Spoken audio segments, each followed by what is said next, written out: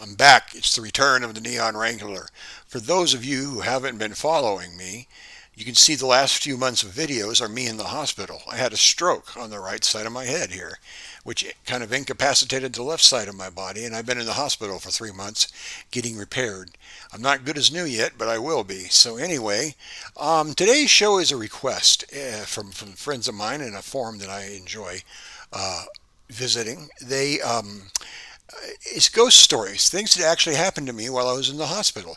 These are actually things that I saw or heard or whatever while I was in the hospital for 3 months. And people talk about hospitals kind of being a nice place to find gateways between this world and the other. If and they would certainly qualify for that. If you believe in that, well, I'm not going to get into that right now. That's a totally different subject that could take hours to discuss and debate or whatever. But let me tell you what happened to me. Well, and I'm going to break this story kind of up into three quick parts. The first part is right when I had the stroke. I spent the first night in the operating room. Sometime during the next day, I got moved up to the third floor of the hospital. And this is a big hospital. It seemed like the third floor was a lot higher than just 3 stories, and that was the recovery area. That was the medical area. Well, they monitored me and made sure I was doing okay. They did some physical therapy and some occupational therapy with me. And for those of you who don't know what that is, physical therapy is like exercise to get things moving again. Occupational therapy is practicing things like brushing your teeth and combing your hair. I don't got much to comb, so I passed that easy. But anyway, so I moved up to the medical side, did some light PT and OT, and I really didn't see anything on the medical side. At night, sometimes there would be lights on the walls passing, kind of like it looked like if you were in your house and a car passed by, the lights would pass by like that, and they'd be really quick and almost flash and go away. But we're up on the third floor, and there's really nothing my window was facing except a mountain range. There weren't a whole lot of lights out there, but I didn't really think too much of that. That was just the way it was going to be. Now, and I'd go to sleep or whatever because they had me on a ton of drugs, of prescription drugs, to make me sleep, to make me relax, to kill pain in my body. So anyway, that's that story. But now I got moved up to next. When I was ready, done in the medical area, I got moved up to the PT area, physical therapy area in the hospital. That was on the fourth floor. This is where the fun starts. I was in the one day I was in the physical therapy gym, which is just a kind of like a little dance studio with all kinds of pieces of equipment in there, resistance bands and fake stairs and a fake car and all that, so that you can learn to get in and out of things, climb stairs again, all that type of stuff. And I was on one full wall, just like a ballet studio or whatever. They had the whole wall was mirrors, and I was facing this wall, and I was pedaling one of these little bikes that sit on the floor. I don't know what you call them, but they're they just basically you put your feet in them and they pedal. They're not recumbent bikes. They're not that big. They're like little pylons, and you just pedal that way. So I'm sitting there pedaling, and what I can see straight behind me in the mirror is the entrance to the gym. Okay, by entrance, it's just a small hallway, maybe 10, 12 feet of hallway out into the main hallway. And I'm sitting there pedaling around. By this time, I've met just about everybody in the physical therapy program, all of the physical therapists, all of the occupational therapists. I know just about everybody by first name basis. Well, I'm sitting there pedaling away, and I see this woman walking in the hallway behind a couple of other people. And I didn't recognize her. I mean, no big deal. Just like, I wonder who that is. I don't recognize her. And I remember she had long, dark hair, kind of curly, kind of wavy. She was wearing a white shirt and blue pants.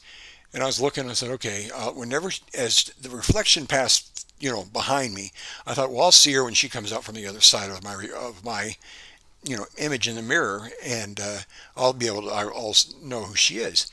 Anyway, the people in the crowd, the small crowd that she was walking behind, and she was walking very slow. This crowd was three or four. No, I say crowd, maybe two or three people. Yeah, two or three people.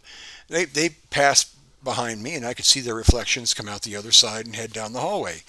She never did. So I thought, okay, no big deal. She's coming into the gym. That's the only other place you could do is come into the gym. So I'm going to give her, of course, she, I have to give all the ladies a chance to meet me. And but if you've seen my previous videos of me in the hospital, you'll see what I look like when I wake up in the morning and I've had a stroke. So keep that in mind, ladies, if you ever want to join the fan club. That's how I look when I'm not feeling well and it's the morning time and I've been in the hospital for months. Anyway, so I'm going to figure out who this lady is now. So I start ducking and moving my head to try to see where she's at, and I don't see her anywhere. And I look around the gym, this woman's nowhere to be found. And I thought, okay, that's weird. So I think about a day later, I told one of the physical therapists or occupational therapists and her assistant about this, and they were like, "Oh my!" Well, at first I thought that was a mistake because the next 2 days I got the mental health screening from people would come, different people would come in and give me the mental health screening, not all the time, but once a day. There was a couple of days there, or maybe three in a row, where different people would come in and ask me what day it was, what year it was, who was president, and all that, to make sure I was sane or whatever. They hadn't done that to me yet in the hospital, except the night I came in with a stroke. So now they're quizzing me about this mental stuff. I'm like, it makes sense. My occupational therapist blabbed to the powers that be, putz. Um, Neon Wrangler seeing stuff, and but anyway, so I had mentioned this to one of the charge nurses, and her name is Crystal, and she and I got to be pretty good friends. I shouldn't use names, but we got to be pretty good friends because at one point I tried to get up and walk on my own, and I fell flat, and it took me about 3 seconds. I fell to the floor and ended up under the sink, in the cabinet, not under the sink, and they had to come in and get me up and all that. And then they moved me to the bad boy room, which was right across from the charge nurse, so she could look at me 24/7. Well, she was really sweet, and she was nice, and she and I got to know each other. I mentioned this to Crystal, and Crystal came into my room one day after her shift, and we started talking about this, and she goes, "Oh, you saw Agnes?" And I'm like, "What?" She goes, "Yeah, we call her Agnes." And I'm like, "Hey, you got to be joking." She goes, "Yeah, she wanders up and down that hall you were in front of the gym, and then in the hall that where my room was. So there's two halls, kind of in an L shape, and they say she likes to wander." And Crystal told me a story that she had where she was trying to turn out an emergency light, and it would not go off. It would not go off, and she went in and she was thinking it was the ghost, and she turned it off and talked some shit to the ghost, walked out, and then the light went on again, started flashing and all that.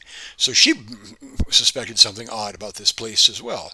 So I saw who they called Agnes, which shocked me because even after I told Crystal I did not get the interrogation again about am I nuts or what have you.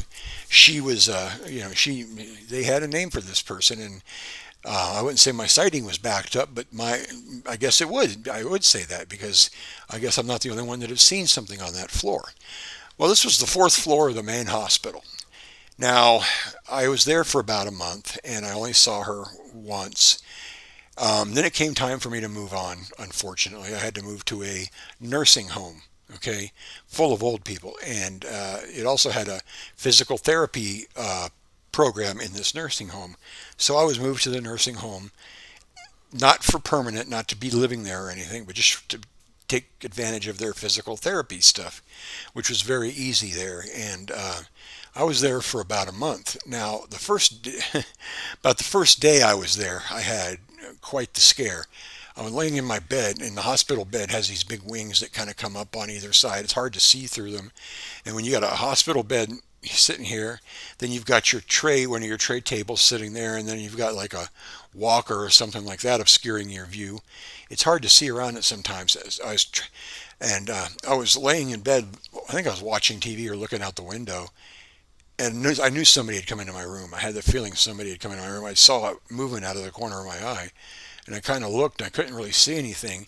And I went to go raise the bed, but this bed was garbage, and I couldn't really find the little device you used to raise and lower the bed.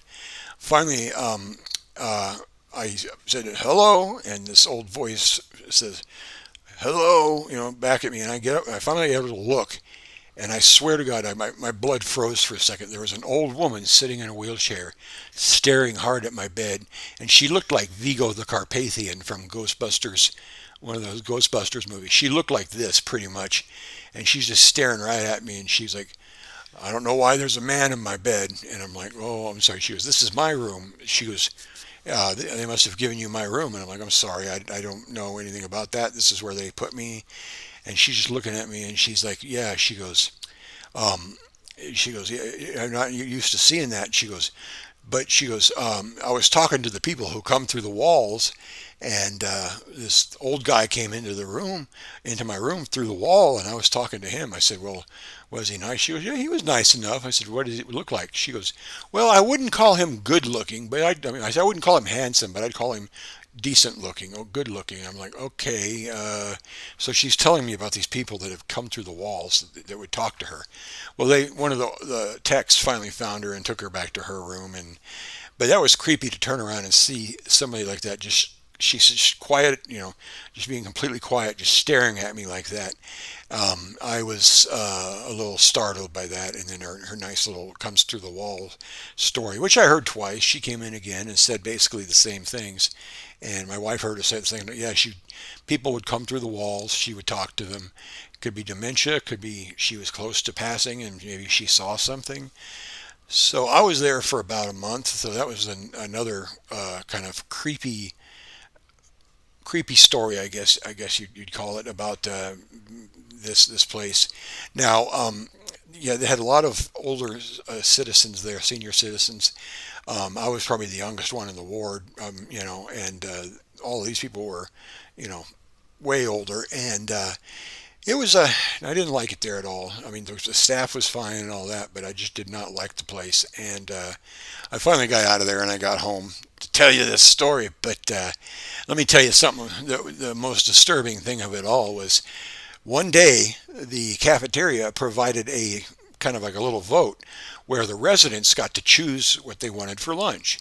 Now, not each individual resident chose something different. They all got to vote on stuff, and they all chose, by vote what they wanted to eat that day for lunch for Residents' Choice Day.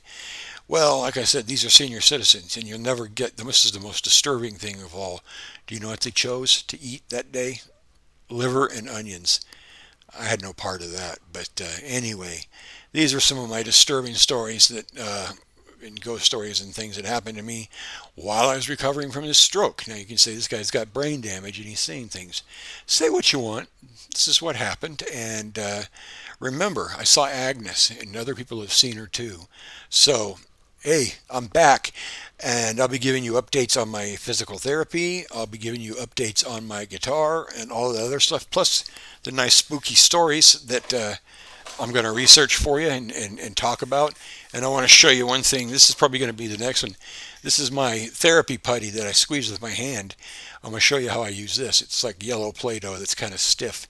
So anyway, guys, hey, it's good to be back. It's good to be alive. It's good. It's even better for you to see me because I know how you missed me, and I know I broke a lot of hearts while I was incapacitated, and you guys are all worried about me, sending me, flowers and all kinds of things and best wishes and I know some of you were tempted to leave your spouse, you ladies, you beautiful ladies, to come, visit me and all that, but unfortunately it couldn't happen because I'm married already happily. So I will talk to you later. Neon Wrangler out.